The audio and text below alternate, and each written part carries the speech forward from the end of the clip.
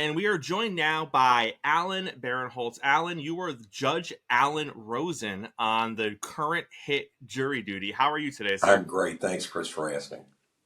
So let's jump right into it. How did Jury Duty first kind of hit your radar, and what was the audition process like for you? Long story short, my kids live in LA. At the time, I was living in Ohio with my wife. We always go to the kids' houses for Thanksgiving. We were ready to fly out there, and I got a call from my older son. We have a mutual friend who I've done some legal work for their family, and they know me. They know my kids. They performed improv with my kids. One of the family members worked for a showrunner. The showrunner asked our friend Allison, "Do you know anybody any attorneys or judges who are retired or semi-retired who've got some improv experience?" Allison said, "Well, yeah, our family attorney, and when his kids come into town, he does some improv with them, and you probably know his kids, but yeah, Alan is the person I know." It got back to me. Ike, my older son, said, "Are you interested in this?" I said, "What do I have to do?" He said, "When you're out here next week, we'll shoot a 1-minute video." I said, "Yeah, fine." Next thing I know, Chris, I'm on a big show. Being the judge. Kind of, yeah. So when in the process do you fully begin to understand what the premise of the show actually is? Well, the casting agency described it as Borat meets Curb Your Enthusiasm. So that gave me a tiny clue. There was a 2-week rehearsal period before Ronald showed up. And everything, for all intents and purposes, I shouldn't say everything because episode by episode things were getting explained. But the whole concept was really fully explained during the first week, the first day. And when I spoke to Jake Szymanski, the director, just prior to my getting cast, Jake gave me a thumbnail sketch as well. So walk us through what that rehearsal looks like, because, the best laid plans, but no matter how much you rehearse, you really don't know what you're preparing for because you haven't really met or talked to Ronald yet. That's true. And when I say rehearsal, we're not rehearsing lines per se. We're rehearsing situation, because I would say at least 90% of the show was improvised. We would have, for me, for example, I was given given opening day speech, Judge. The courthouse is kind of in disarray. The courthouse is going to close after this trial. I've been sitting on the bench for 38 years. This is my last trial. I'm retiring after this, and go from there. So we were given these little outlines, and what we would do in those 2 weeks, we wouldn't do it. I'm trying to remember if we did it episode by episode. I don't believe we did. We just kind of got ready for Ronald's arrival. There were certain things that we did that never showed up in the show. Real quickly, you see that I've got a bandage on my hand. And the premise of that was, when Ronald gets off the bus with one of the other jurors, he's waiting outside, and he knows, or he believes, that it's a documentary. So that's why he knows he's being filmed in many respects. So he's standing in the parking lot with one of the other witnesses, and a woman walks by with a baby stroller, and she picks up the stroller and she puts it over her shoulder and hits my car window, and the window shatters. And he sees this, doesn't say anything.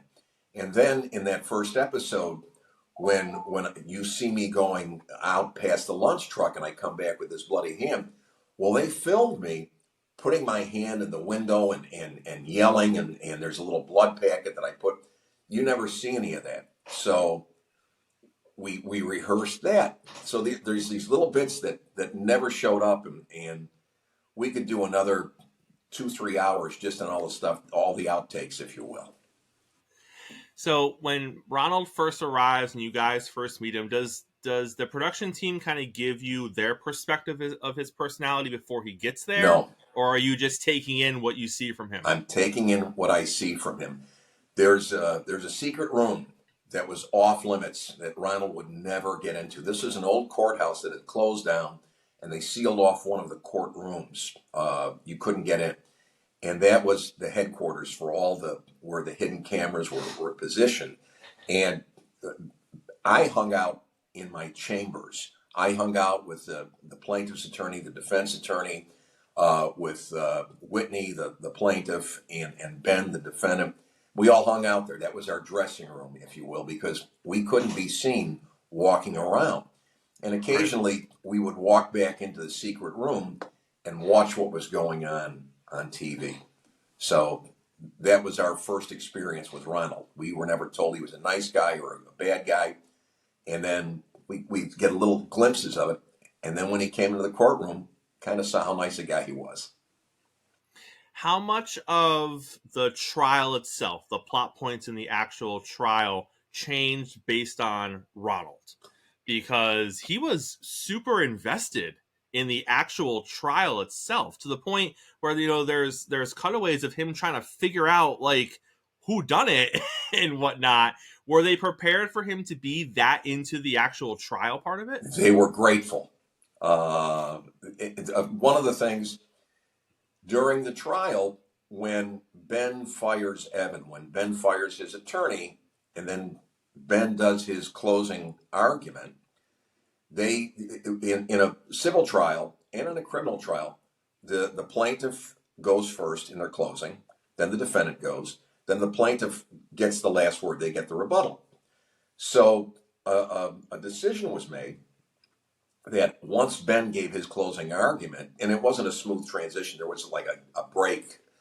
They said, you know what, Jacques, Whitney, you're going to do the rebuttal.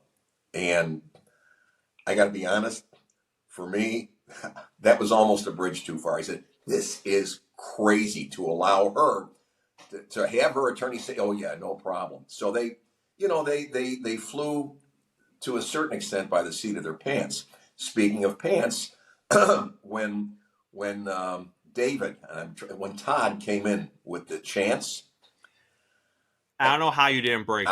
that was the closest I came to breaking. And there was talk that he would sit during the entire trial with those chants, and I said, "You can't do that.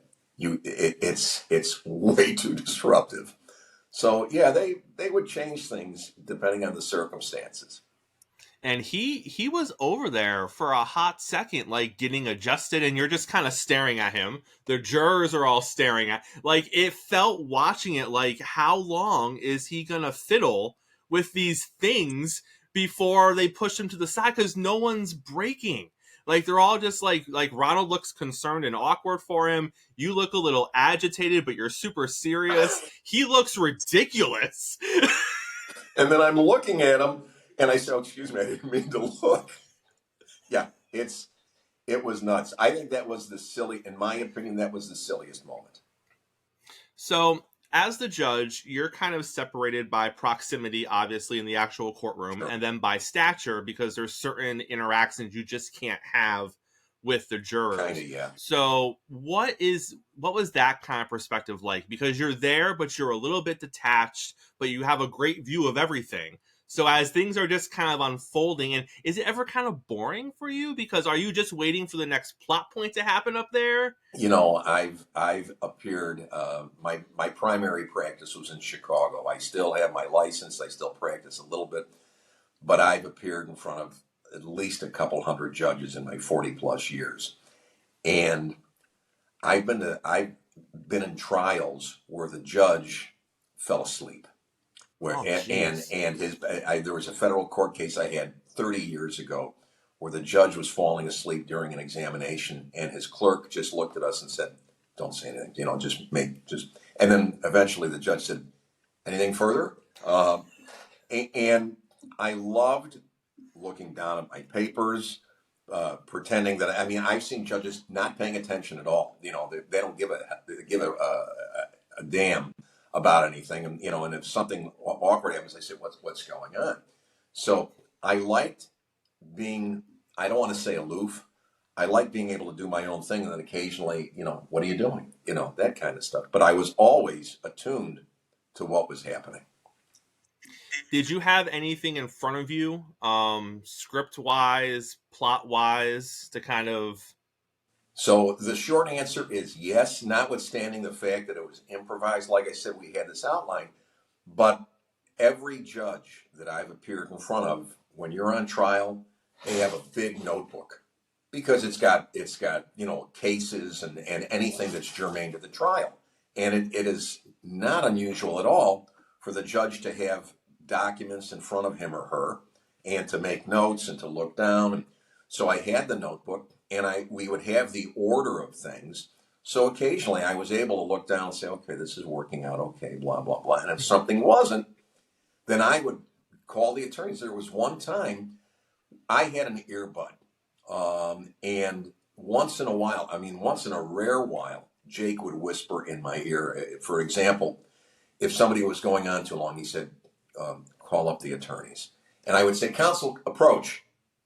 And I would say something like, blah, blah, blah.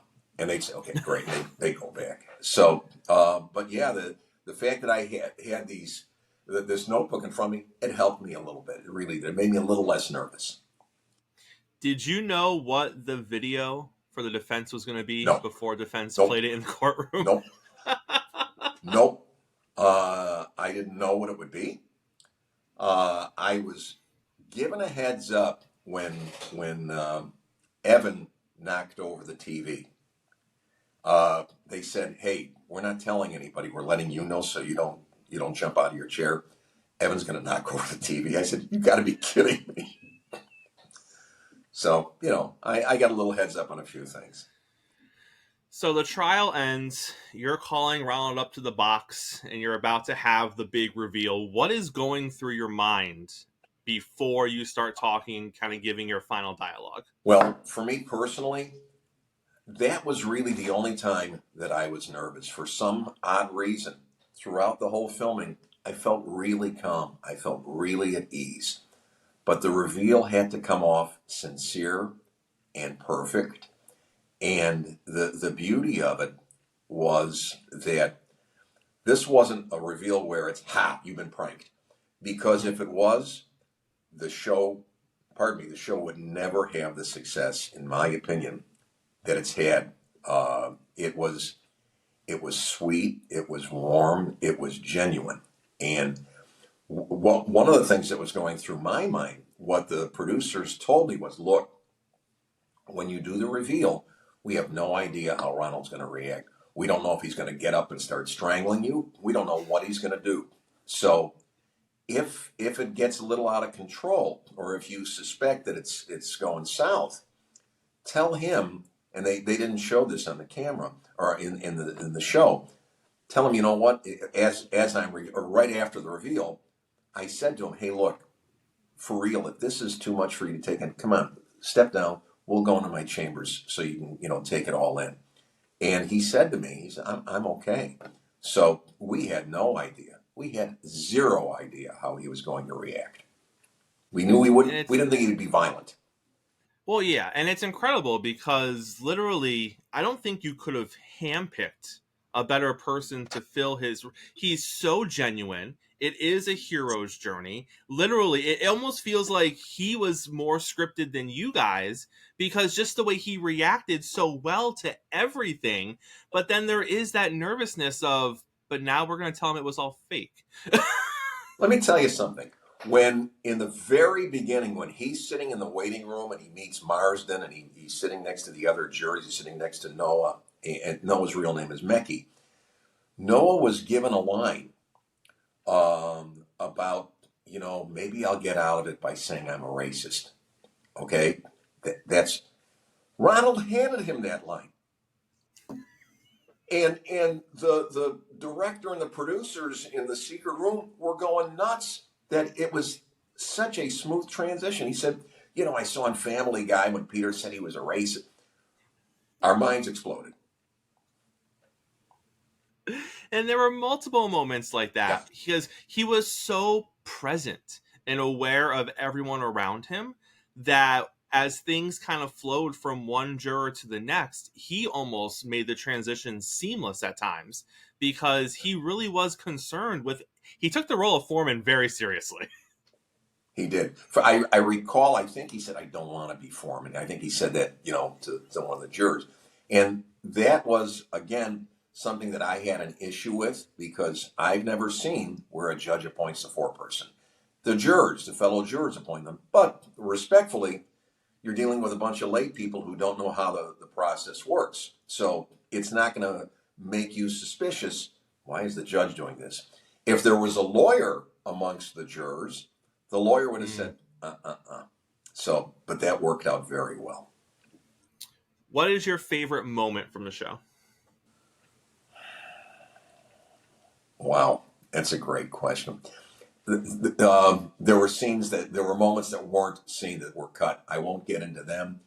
Uh, I think the reveal was a big deal. I mean, I was given the privilege of the reveal. That made me very, very happy. I think my when we're being interviewed afterwards, and Ronald looks at me and says, "Wait a minute, your hand really didn't get cut." I mean, it's just these crazy things. So it's just a conglomeration of great moments. Did you watch the show after it aired? Well, we got a little preview. Not we got all 8 episodes before, just like a week before it premiered. But you had to watch it on your iPad. So okay, I watched it on my iPad. But then the night before the show dropped, we were all invited to a movie theater in Culver City. We had like a little private party, and we saw the first 2 episodes on the big screen. It was phenomenal. It was great. What's one thing that didn't make it where you were like, oh? Well, be a little bit more definitive. That didn't make it. That didn't make it. That didn't make it. That didn't make the final cut. Where you're like, if they put that in there, that really would have done this or done that. Or I'll tell you. So the woman who was the influencer, who was reading the text or the tweets, her name is Lisa. I think it's Lisa Gilroy. Tremendous actress. And we were off for a day. And unbeknownst to me, Marsden and the plaintiff's counsel and defense counsel and Lisa were in the courthouse rehearsing. We had no idea she was going to be a witness. And the next day, when we showed up, we always showed up at least 2 hours before Ronald got there. And they said, "Oh, this is Lisa Gilroy. She's going to be a juror, a witness, blah blah blah." So just go with it. Fine. So I'm sitting on the bench, and Lisa's in the witness box, and she's sworn in. She starts being questioned, and Marsden is where he normally sits in that first row. And all of a sudden, Lisa, in the middle of her testimony, says, James, is that you?" And I'm looking down, writing, and I said, she says, "Hi, James." I said, "What are you doing?" I mean, I had no idea this was going to happen. I said, "What are you doing?" She said, "Oh, I know him." I said, "Excuse me." And I started yelling. I said, "You can't talk to the witness." I said, "Sir, come up here." And Marsden comes up when he's standing between the 2 attorneys. And I said, "Do you know this woman? She knows you." And he says, "Well, I know a lot of people." I mean, it's just, it was nuts. And I'm really sorry. And she said, "Oh, we met at a party, blah, blah, blah." And I said, "Please don't talk to the juror." And I'm really sorry they cut that. It was one of the funniest moments, in my opinion. So much of the stuff. I mean, there were so many funny moments from all the characters, but it was interesting because since James was technically famous and it was known that he was famous in the movie, just to see him kind of turn it up to 12 and just be the most ridiculous LA actor that you can imagine was just hilarious to see on the screen. I seen some of James's stuff, not too much of it, and I knew that he was a rom-com type of guy. I had no idea how funny this guy is, and he's slapstick. He's unbelievable, and he helped make the show, obviously. So the fans want to know, what do you have going on now? What's next for you? Anything else in the works? So, like I said, for 42 years, I've been a practicing attorney. I've been an arbitrator for about 30 of those years. We moved out to LA. My sons are both in the business out here. I've got 5 grandkids. In April of last year, my wife said, we're moving out there to be by the kids. I said, what about my career out there? She said, no, that's not why we're moving. We're moving to be by the kids and the grandkids. And so we moved out here in October. I now have an agent, commercial agent. I have a film and TV agent. I've done a couple of, I shot an episode of a TV show called Physical, which is on Apple. I have a couple of scenes. I filmed for a TV pilot called St. Denis, which I believe is going to be on NBC. It's like The Office in a hospital. Okay. I got to shoot a scene as a patient with David Alan Grier, who was one of the guys I loved watching in Living Color, 30, 40 years ago. So there's things happening. There are clearly things happening right now. Obviously, the Writers Guild is on strike. So being a member of SAG, we're not doing anything. I'm supporting them. I will say this. I got to march with my older son last week. We walked the picket lines, and I came face to face with the guy whose TV show I would kill for to be on, and that would be Titus Welliver. I told him, I don't care if I'm a pedophile, I want to be on Bosch. I support it. I totally get it. Yeah.